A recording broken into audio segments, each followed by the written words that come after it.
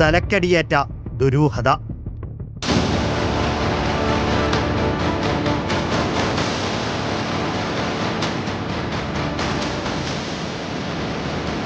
ഒരു നാട് മുഴുവൻ സംശയത്തോടെ നോക്കിക്കണ്ട സംഭവമാണ് വട്ടപ്പാറ വേറ്റ്നാട് സ്വദേശി അജിത്തിന്റെ മരണം. തുടക്കം മുതൽ ആത്മഹത്യയാണെന്ന് വരുത്തി തീർക്കാൻ ശ്രമിച്ച ഒരു കേസ്. ഒടുവിൽ പോസ്റ്റ്മോർട്ടം റിപ്പോർട്ട് പുറത്തു വന്നതോടെ സത്യങ്ങൾ മറനീക്കി പുറത്തു വരാൻ തുടങ്ങിയിരിക്കുകയാണ്. ശരീരത്തിൽ മാത്രം 31 പരിക്കുകളുണ്ട്. തലക്കേറ്റ അടി കാരണമാണ് മരണം സംഭവിച്ചിരിക്കുന്നത്. കൊലപാതകം ചെയ്തത് ആരാണെന്ന് ഇപ്പോഴും വ്യക്തതയില്ല. കൊലപാതകമാണെന്ന് ഉറപ്പിക്കുമ്പോഴും കുറ്റകൃത്യം ചെയ്തവർ മൂട് പടമിട്ട് ഇരുട്ടിൽ മറഞ്ഞിരിക്കുകയാണ്. എന്തായാലും എൻ്റെ കൊച്ചുമകൻ എങ്ങനെ ചെയ്യുമെന്ന് എനിക്ക് തോന്നണില്ല. അവൻ കൊല്ലാനുള്ള അടിയൊന്നും അവനെ അടിക്കുമെന്ന് എനിക്ക് ഒരിക്കലും തോന്നണില്ല. ഞങ്ങൾക്കിനി വേറെ ആരുമില്ല. ഇക്കഴിഞ്ഞ ദീപാവലി ദിവസമാണ് അജിത്തിനെ വീട്ടിലെ മുറിയിൽ മരിച്ച നിലയിൽ കണ്ടെത്തുന്നത്. മഹിളാ കോൺഗ്രസ് നേതാവും ഭാര്യയുമായ ബീനയും മകനും വട്ടപ്പാറ പോലീസിൽ മൊഴി നൽകിയത് അജിത്ത് ആത്മഹത്യ ചെയ്തുവെന്നായിരുന്നു. കാറിന്റെ താക്കോലിന് വേണ്ടിയുള്ള പിടിവലിക്കിടയിൽ അജിത്ത് മകനെ ചെമ്പരത്തി കമ്പ് കൊണ്ട് തല്ലിയെന്നും ആ പാടാണ് അജിത്തിന്റെ ശരീരത്തിൽ ഉണ്ടായിരുന്നുവെന്നാണ് ബീന പറയുന്നത്. ജിക്കു ഇങ്ങോട്ട് കയറി വന്നിട്ട് പറഞ്ഞു, അച്ഛാ ചുമ്മാ കിടന്ന് ബഹളം ഉണ്ടാക്കാതെ ദീപാവലിയാണ്, അച്ഛൻ ഒരു കാര്യം ചെയ്, അച്ഛൻ കയറി കിടക്കാൻ നോക്ക്. അത് ഞാൻ കയറി കിടക്കൂല, എനിക്ക് വീണ്ടും പോണം, വണ്ടി എടുത്തോണ്ട് പോണം.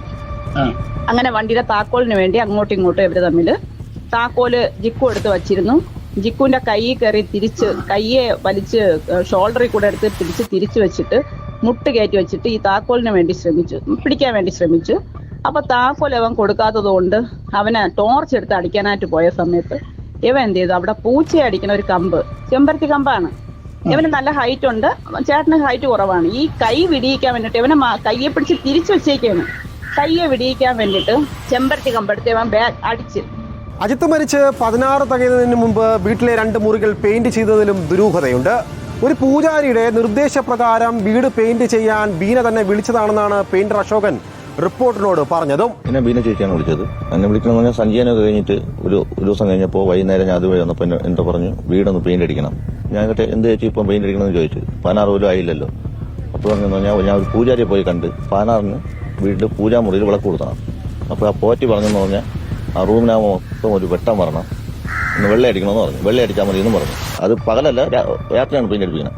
കേസന്വേഷണം അട്ടിമറിക്കാൻ കോൺഗ്രസിന്റെ ഭാഗത്തു നിന്നും സമ്മർദ്ദമുണ്ടായെന്നാണ് അജിത്തിന്റെ മാതാപിതാക്കളും നാട്ടുകാരും ഉന്നയിക്കുന്ന ആരോപണം. അതുകൊണ്ട് തന്നെ വട്ടപ്പാറ പോലീസ് സ്റ്റേഷന് പുറത്തുനിന്നും ഒരു ഉദ്യോഗസ്ഥൻ ഈ കേസ് അന്വേഷിക്കണമെന്നുള്ള ആവശ്യം മുഖ്യമന്ത്രിയെ അറിയിക്കുമെന്നാണ് മന്ത്രി GR അനിൽ പറഞ്ഞിരിക്കുന്നത്. അന്ന് തന്നെ ഈ സംഭവത്തെ സംബന്ധിച്ച് ജനങ്ങൾക്ക് ഒരുപാട് ആശങ്കയുണ്ടായിരുന്നു. അവർ പലരും പരസ്പരം പങ്കുവയ്ക്കുകയും ചെയ്തു. പക്ഷെ ഒരു ജനപ്രതിനിധി ആയിരിക്കുന്ന ആ ഒരു കുടുംബത്തിൽ നിന്ന് ഇതുപോലൊരു സംഭവം അല്ലെങ്കിൽ ഒരു കൊലപാതകമെന്ന് സംശയിക്കുന്ന രീതി ഉണ്ടാകുമെന്ന് ആരും പ്രതീക്ഷിച്ചായിരുന്നു. ആത്മഹത്യ ചെയ്യുമെന്നാണ് പ്രചരിപ്പിച്ചത്. ആത്മഹത്യയുടെ സാധ്യതകൾ സംബന്ധിച്ച് അതിൽ കാണുന്നില്ല.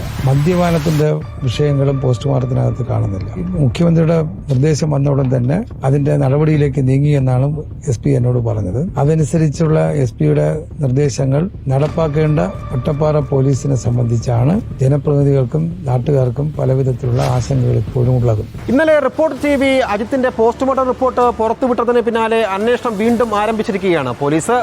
അജിത്തിന്റെ മരണം പ്രത്യേക ടീമിനെ വെച്ച് അന്വേഷിക്കാനുള്ള ഇടപെടലുകൾ നടത്തുമെന്ന് CPM ജില്ലാ സെക്രട്ടറി B. ജോയ് അജിത്തിന്റെ മാതാപിതാക്കളെ അറിയിച്ചിരിക്കുകയാണ്.